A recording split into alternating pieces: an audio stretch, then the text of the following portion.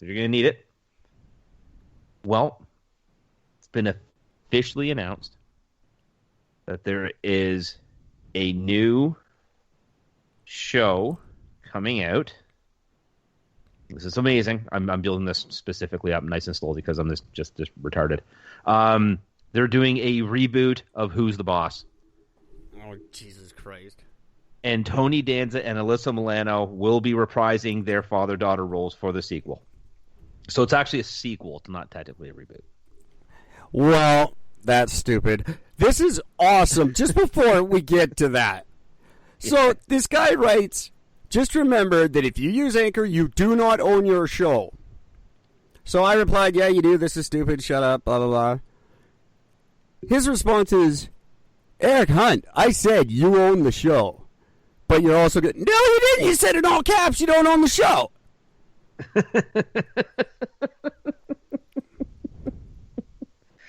All caps. Stupid people are amazing. Fucking as amazing as Tony Danza. I'm surprised it took him this fucking long. He probably has been trying to talk them into it for like 15 years. Oh, yeah, I'll guarantee it, because he hasn't done anything. Sorry,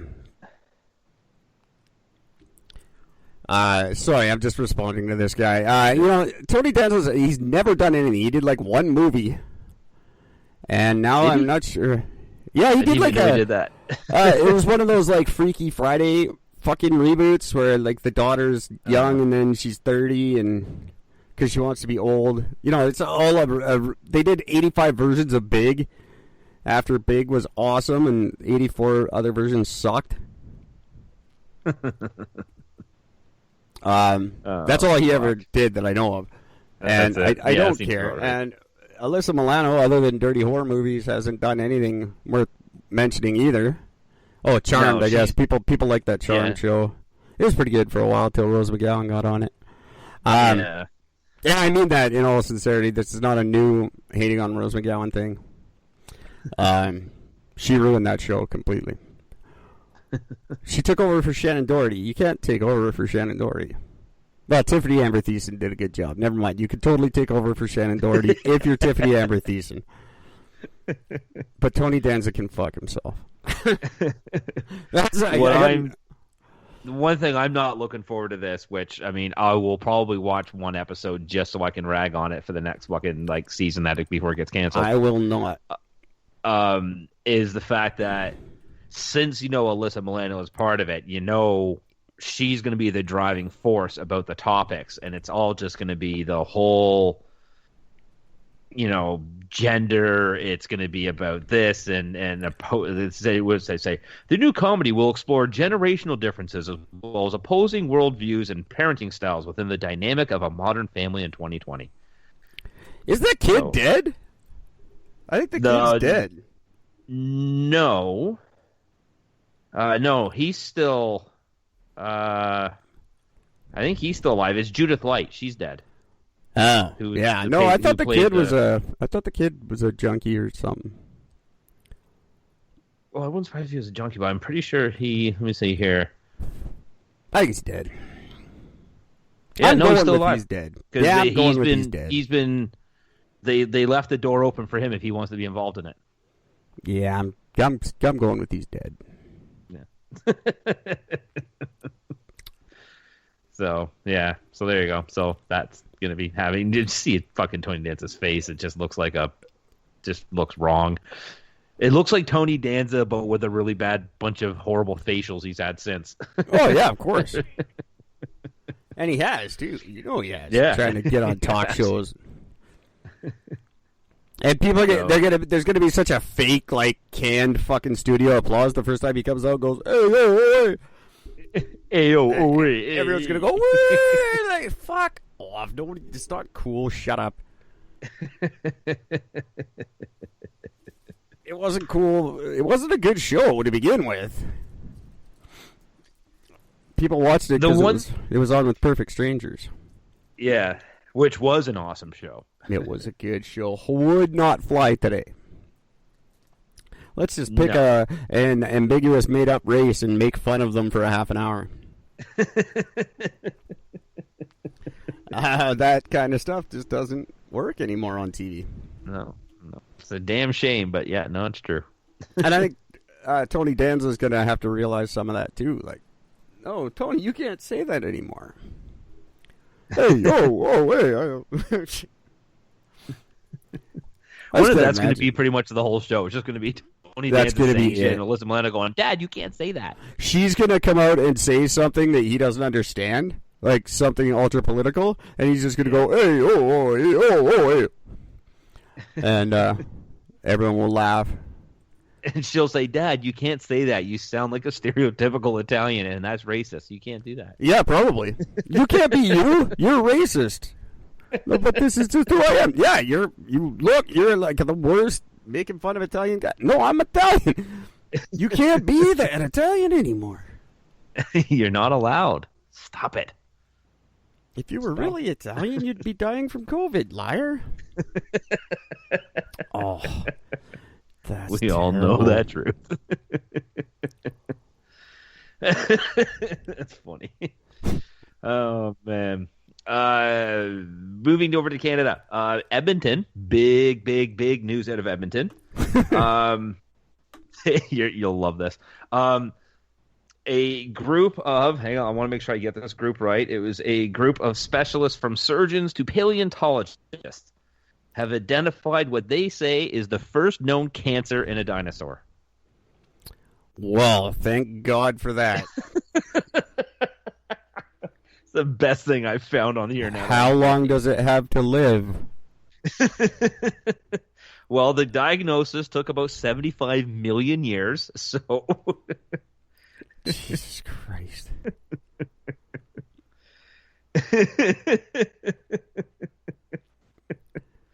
It's just funny. They found one bone, which they say had a cancerous tumor on it, and therefore, all dinosaurs have cancer now. So, can I put this in the "who gives a fuck" category? I don't. Only if you do it quickly. Don't look for cancer in something that died 65 million years ago. Nobody cares. Look for cures for something in places. Why are we like? It's. Do we care? Could we not have just assumed? Like every animal has cancer. Like your dog gets cancer now. Everybody gets cancer. You're supposed to get cancer. It's in everything. Yep. This is not surprising. And what good does this come from? Oh, we found out that a dinosaur had cancer 65 billion years ago. Okay, great. What does that do for anybody? Go cure COVID. Where's my vaccine? Oh, it's coming. Me fucking move to Russia. No wonder we don't have a vaccine. All our best scientists are trying to figure out if a dinosaur bone has cancer. Why are we still looking for dinosaurs? We found them all. Shut up. They're birds. We get it. Move on. Find something interesting and new. Cure COVID. Technically, this is new. So this is the first time ever discovered. So what? You got to be specific about that shit. That's like the first you discovered for the first time that ancient dirt was brown. All dirt's brown. Nobody gives a fuck. There's a disease that's killing everyone and me almost. But yet, not really. Nobody gives a fuck about dinosaurs right now. Why are scientists worried about this? This is why you're losing all your funding. Because you don't do anything useful. I would just love to know how much money was spent on this discovery. I don't even want to know. Like, that's the thing I would love to know. How many millions of dollars were put forth in this so they could turn around and say, hey, look, we found a dinosaur with cancer in it. Yay. And the type of cancer it had, by the way, it's still around today, and it affects 3 out of every million people. Again. 3 out of every million is pretty fucking good. Move on with your lives. Cure COVID. I'm so sick of COVID. I want to kill myself. This does nothing for anyone ever. No one benefits from this information. What are you No. you gonna save all the other dinosaurs now that you know? Moron. Wouldn't it be funny is they'll come out with a cure for dinosaur cancer within like a month. Oh, I guarantee they will. And then they Oh, won't we come out with just Jurassic discovered that. Park for another 25 years. Yeah. And next thing you know, the next movie will be Jurassic Cancer. Fucking better be. And they better all get it. Yeah. Just Jeff Goldblum. Jurassic Cancer was just Jeff Goldblum on an island dying of cancer. Be fantastic. Like Castaway, but he's got cancer and he can't do anything about it. That would be a good movie. I would go to see that numerous times in theater. I'd pay to see that a few times. That'd be worth it. This is what should happen to scientists who find dinosaur cancer. Castaway 2. I'm just gonna laugh if they find out that everybody involved in this will all get COVID now. They better.